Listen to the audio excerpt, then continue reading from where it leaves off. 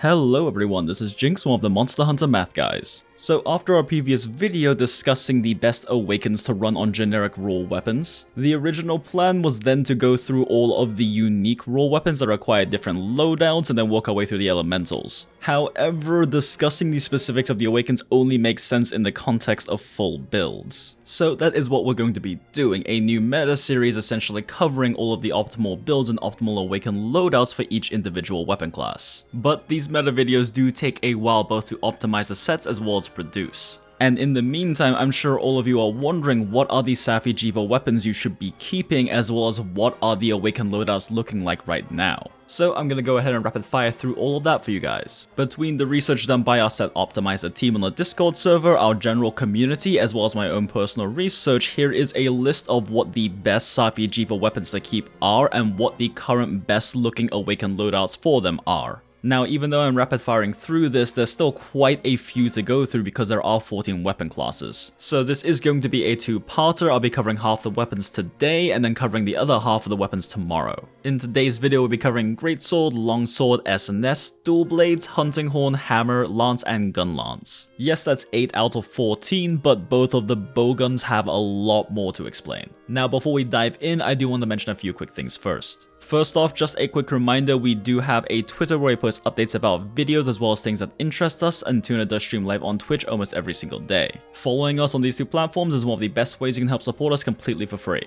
Also, keep in mind that a lot of the Awaken skill loadouts on here are currently tentative. We are 90 to 95% sure that these are the best looking loadouts currently for all of them, however, not all of them have been fully mathed out and min-maxed yet. Some of them do get a little bit more complicated, for example, Hunting Horn comparing raw versus elemental as well as different potential builds for Hunting Horns. So while this is the best recommendations we can give you right now, not all of them are 100% certain to be the meta loadouts. But these are the best recommendations we can give at the moment with what we have mathed out, and are what you should be aiming for when awakening your SafiJiiva weapons. Although again, this is only for maximizing your damage. If you would rather run a slot awaken to get more utility into your build, or you want to run a utility set bonus combination in your awakens, go for it. In fact, Tuna's current set runs the Teostra Master's Touch set bonus with the Brute Tigrex Free Meal Secret set bonus. It's a game, play how you like and what makes you enjoy yourself the most. This is just the recommendations for maximizing your damage. Alright, let's jump into the list. So let's just start off with Greatsword. So like we mentioned in our previous video, every single raw weapon wants to run Blast if you want to maximize your damage outputs. Pound for pound, Blast will be dealing more damage than Poison. The only reason Poison was considered meta previously is because the Gold Rathian weapons were so much stronger than other options. That being said, we're still not 100% certain if this is actually still stronger than the Acidic Loudness GS, because the thing is a frickin' stat stick. They are very close in output to each other, so we'll let you know what the results of the calculations are when we do the Safi Greatsword meta video. But either way, just like every other raw weapon, your best loadout is still going to be either 5 attacks or 2 sharpnesses with 3 attacks. Although that being said, a sharpness 6 with 4 other attack awakens could be better. Again, looking into the builds right now, so all 3 of these will be very close to one another in terms of output.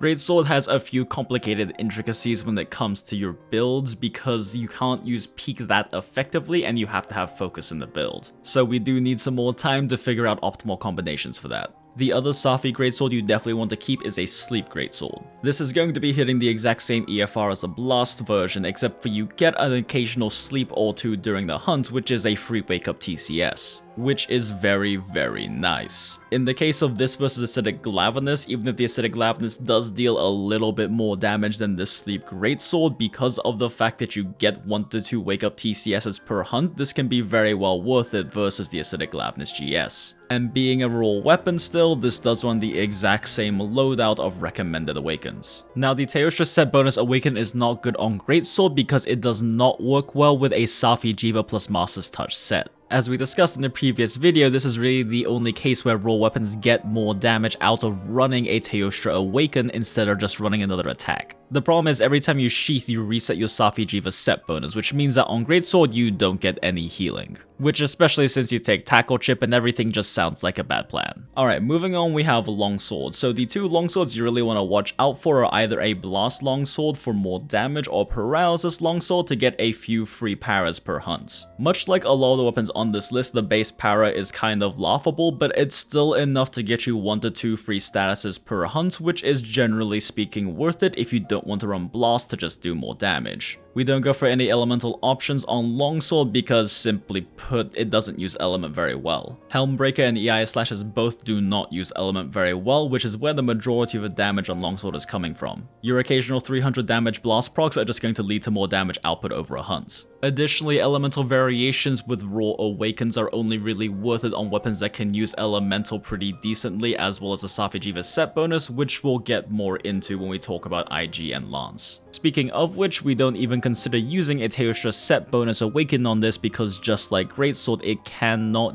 use the SafiJiiva and Master's Touch set well. We will be talking about this more in a future video, but basically every time you EI slash, you reset your healing counter, which means you don't really get healing on Longsword. Now, being that these are going to be just generic raw weapons, they do run the exact same generic raw weapon Awaken loadouts. Alright, next up we have SNS. Now, SNS is complicated. So first off, for the raw versions of SNS, you just run Blast and Para with the generic raw loadouts. But Elemental SNS is a lot more complicated. See, Elemental SNS has always had a very good balance of raw and elemental damage in its combos, making the exact optimization of raw versus element rather difficult. Additionally, the new Perfect Rush buff has made it so powerful that it's now overshadowed the rest of the SNS combos, and it's fairly heavily raw favored. In case you didn't know, the motion value on Perfect Rush got increased by about 35%. If you do the short roll cancel version where you stop after the first 5 hits of Perfect Rush, you still deal almost as much damage as a Greatsword's level 3 True Charge Slash. So we need to look more into it, but it's entirely possible raw SNS might overshadow Elemental. Again, we haven't crunched all the math on it, but assuming that Elemental SNS does still have a place, you're going to want to run 5 Element Awakens. It is possible that the Master's Touch plus SafiJiiva combo could be best for this over something like True Crit Element, we're not sure yet. So it is entirely possible that 4 Element Awakens with a Master's Touch Awaken will end up being the optimal combination. Also, SNS is a very good candidate for using the SafiJiiva plus Master's Touch combination on the raw versions as well, which means we would simply substitute out one of our attack Awakens for a Master's Touch Awaken. You don't get to play with health augment if you use this build, but you will be getting more damage out of it. Alright, next up is Dual Blades. So for Dual Blades, every single elemental Safi weapon is the new meta choice for elemental Dual Blades. So you're going to want to get all 5 of them, and then at the moment, the best looking option is just running 5 Element Awakens. While Purple Sharpness is really nice for elemental weapons, the amount of investment you need to get handicraft in the build, or the amount of element loss you get from running 2 Sharpness Awakens ends up not really being worth it. It is possible a Sharpness variation may end up being the best speedrun rebuild, but the problem is True Crit Element is still the best way to run Dual Blades, and it's very expensive. Running Handicraft in a True Crit Element set just costs you a lot of efficiency.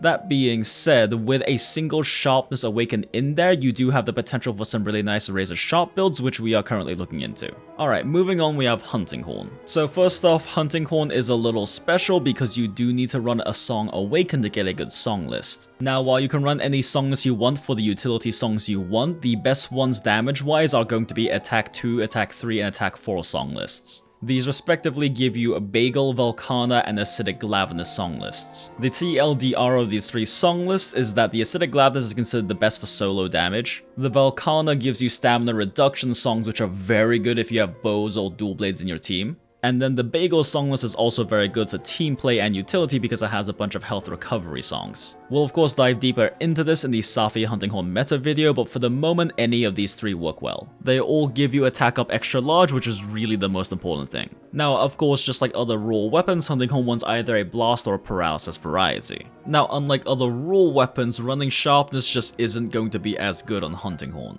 The problem is your attack up extra large song scales off of your base true raw, and running full attacks gives you the highest base true raw. Additionally, while you do scale your echo waves off of raw, they don't scale off of your sharpness. So running purple sharpness doesn't increase your damage on your echo waves. And also, Hunting Horn is a very good candidate for running SafiJiiva with Master's Touch set bonuses. In which case, a sharpness 6 with 3 attacks and 1 song Awaken might be the best option, but we really do have to look at the comparisons. It is very close and we're not 100% sure if that version's better or not. Either way, at the current moment, all attacks and no sharpness definitely looks the best. Now, Elemental Hunting Horn is an interesting topic, and we're actually not sure if Raw beats it or not. Elemental Hunting Horn can put out some pretty crazy numbers with its spin to wins. So for the moment, I'd recommend you save all your Element Hunting Horns, but we're not actually sure if they're better than the Raw options yet. Assuming they are though, you're just gonna run straight elements on them. Alright, next up we have Hammer. Now, Hammer is just a generic raw weapon, so it follows the exact recommendations in our previous video. Generic raw Awakens along with Blast or Paralysis. And it is also a good candidate for SafiJiiva plus Master's Touch sets. If you were to run that particular set, you would be running a Master's Touch Awaken instead of one of the attacks. Alright, next up is Lance. So first up, for raw Lance, it does run the exact same stuff as all of the generic raw weapons. With the exception of we're not even going to bother considering running a sharpness plus 4 attacks for Lance because it has a lot of core skill requirements, it wants more base raw, and handicraft is very expensive on Lance. Remember, Offensive Guard only scales with base raw. Otherwise, running either 5 attacks or 2 sharpness 3 attacks mostly comes down to whether you want purple or not, but want half as much sharpness. Now, Lance, like all the other weapons, almost certainly wants to run a SafiJiiva plus Teostra set bonus set. The reason for this is that because Lance cannot fit in peak performance but can fit in resentment, it actually gets a lot more EFR by running a Safi plus Teostra set versus a traditional Master's Touch set. In which case you would want to substitute out one of your attack awakens for a Master's Touch awaken. However, if you are going to be doing that, you're most likely going to be better off elemental matching. We are still looking into the specifics of it to make sure it is better, but Lance is one of the weapons that works off best elemental matching. However, it doesn't elemental match like Dual Blades does where you go full elements. For Lance, you just want to stack up as much EFR as you can and let the extra slots you get from the SafiJiiva plus Master's Touch set bonus give you a little extra elements. Again, we are still looking into the specifics of this because Lance builds do have quite a few core skill requirements that make builds with them a little bit different from other weapons. But for the moment, be sure to save all of your elemental lances in case they end up being the best damage options. Alright, moving on, we have a really weird one, Gunlance. So Gunlance is one that again is going to be super weird to optimize, and it's even more complicated than other options because now we have to consider, do we want to run a Zora set bonus, do we want to run more sharpness, do we want to go for higher EFR, there's a lot of factors. I have not personally looked at it at all, but one of our resin set optimizers, GodHi, is a Gunlance main. So currently for normal, wide, and long, these are his recommendations for what you should build in terms of awakenings. So for normal Gunlance, you want to run a Paralysis Gunlance. Then you want to run a Sharpness along with an Attack 6, 2 normal attacks, and then a normal 2 shelling. Remember, Gunlance does have to invest in an Awaken slot in order to maximize its shelling as well as change the shelling type. Now for wide Gunlance, you want Blast because the amount of pokes you do get you a nice amount of blast procs. And the 2 loadouts he's currently looking at as possibly being the meta sets are either running a Sharpness with an Attack 6 and 2 regular attacks with wide 2 shelling, or a version that subs out one of the attacks for a Zoro Magdros set bonus. Again, we're not 100% sure if any of these builds are currently the meta options, they're just the best looking ones right now. But if you do want to see what these particular builds look like, let me know in the comments and I'll look at making a super quick video covering these tentative builds. Moving on, for long Gunlance, you can literally run anything, it doesn't matter because long Gunlance doesn't poke. Fire, thunder, sleep, blast, none of it really matters, just pick the one you think looks prettiest. And the optimal loadout for long Gunlance is just to run a slot level 6 along with 3 sharpnesses and then of course long 2 shelling. Realistically, because it's long, you don't really need to have any awakens other than a long 2 shelling on it for it to be as functional as it's going to be. But either way, running 3 sharpnesses gives you more sharpness, which is nice, and then having this level 4 slot in there is very nice, and then of course you have to max out your shelling. Alright, that is all we'll be covering for this video. We'll be covering the other half of the weapons tomorrow. As always, thank you so much for checking out the video. If you have any friends who are grinding out the SafiJiiva Siege and would like to know what weapons and awakens to aim for, be sure to share that video with them. And if you enjoyed the content, be sure to like the video and leave a comment below letting us know what kind of weapons you're aiming for on the SafiJiiva Siege. And of course, a gigantic thank you to our entire set optimizer team over on the Discord server who has been helping me crunch all of the math and numbers behind all these recommendations. And if you have any questions for them or you'd like to find some like-minded hunters to siege with of all different skill levels, be sure to check out our Discord server, the Mathlos Nest. Just please be sure to keep all Iceborne and Siege related talk to the specific channels for them so our PC players can avoid spoilers. Also, don't forget we do have our Twitter where we post updates about videos and various things that interest us, and Tuna does stream live on Twitch almost every single day. Following and checking out Tuna's Twitch is one of the best ways to get some daily interaction with us. And of course, none of this would be possible without the generosity of our patrons. No new patrons today, but regardless, thank you all so much for your continued support. Alright, that is everything for this video, so be sure to subscribe and hit the notification bell so you can know as soon as our next video covering the other half of the weapons comes out. Happy hunting, hunters. See you next time. Bye!